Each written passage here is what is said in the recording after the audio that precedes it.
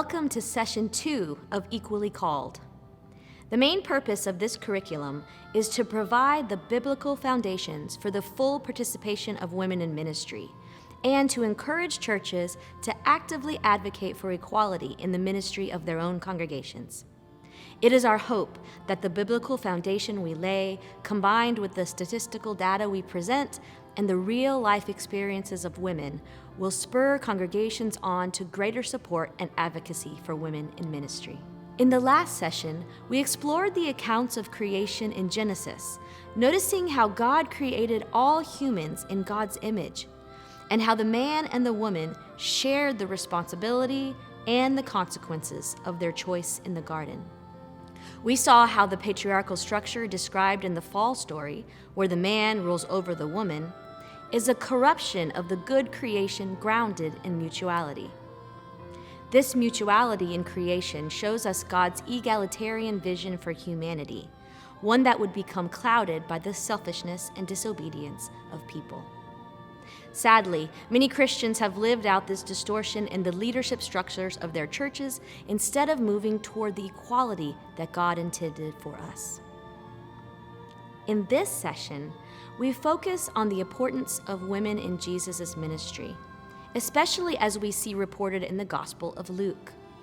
Luke's story highlights the vital contributions of women to the salvation story, beginning with the key role that Mary plays as a prophet and disciple who offers her life in obedience to God.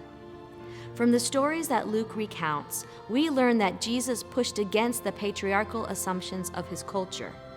He called women as disciples. He centered the experiences of women who had been marginalized by their society. And he taught women alongside men, encouraging their participation and leadership in the work of God. We will learn that women also ministered to Jesus. They supported his ministry financially, they remained with him to the end when he went to the cross, and they were the first witnesses to the empty tomb. Their ministry to Jesus included the ministry of providing, the ministry of presence, and the ministry of proclamation. Unfortunately, this vital ministry of women that the gospel writers highlight has not flourished in the modern church. Many churches today do not value the contributions of women preachers and pastors. They do not call women to preach the gospel in large numbers, even though the very first gospel message was spread by women. Our hope is that the model of ministry that women provide in the Gospels will become an inspiration for congregations to value and seek out the preaching gifts of women, advocating for their full participation in the ministry of the church. In 2022, Baptist Women in Ministry released the most recent State of Women in Baptist Life report. In response to a survey, 59% of women in ministry said that their judgment is frequently questioned, even in their own area of expertise. And nearly 3/4 said that they have to provide more evidence of their competence than their male counterparts. One hospice chaplain wrote, "I must have all the I's dotted and T's crossed with my education and background. The majority of my male colleagues I have served alongside have not had the full clinical training that I have had, but they serve and are often compensated higher than I am." Women also reported overhearing demeaning remarks about themselves. When exercising leadership, they are sometimes called bossy, angry, controlling, or unlikable. People even make comments about their emotional state. And they often have little to no access to mental health resources that could help them cope with these obstacles. Strikingly, but unfortunately unsurprisingly, women of color reported experiencing this more frequently than white women, with racism adding to the burdens of sexism.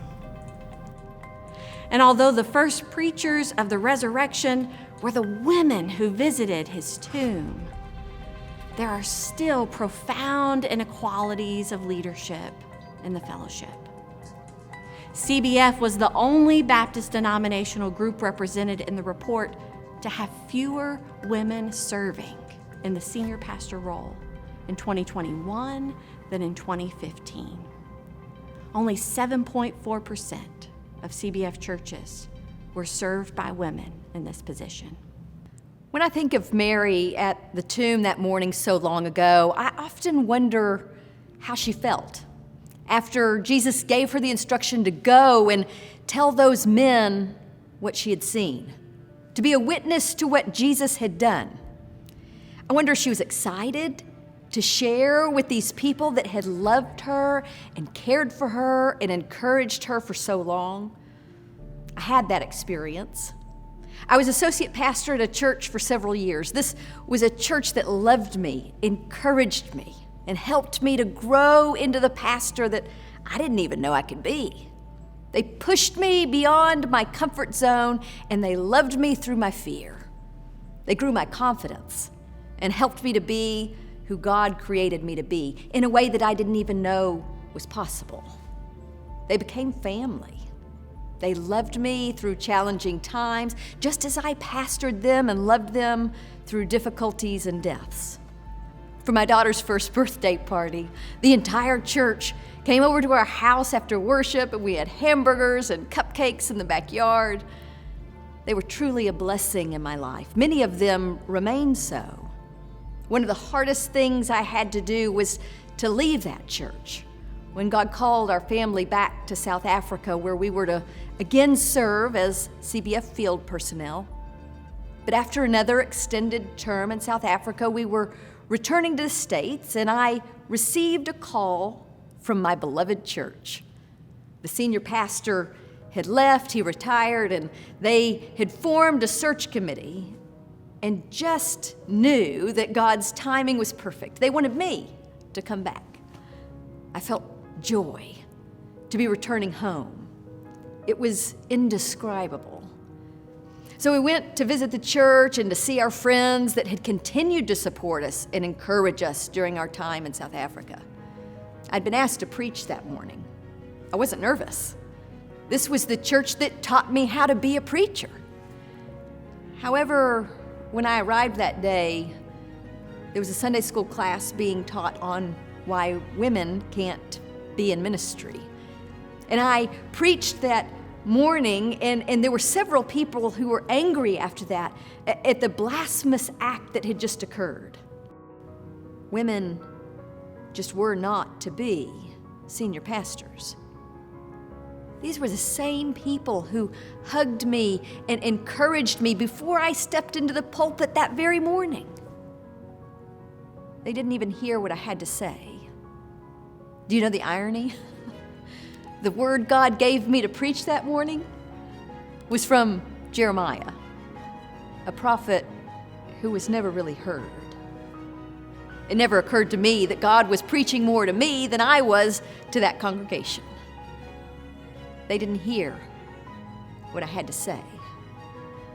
Jesus called me, gave me a word to share, but they didn't hear me. I wonder, did those men hear what Mary had to say?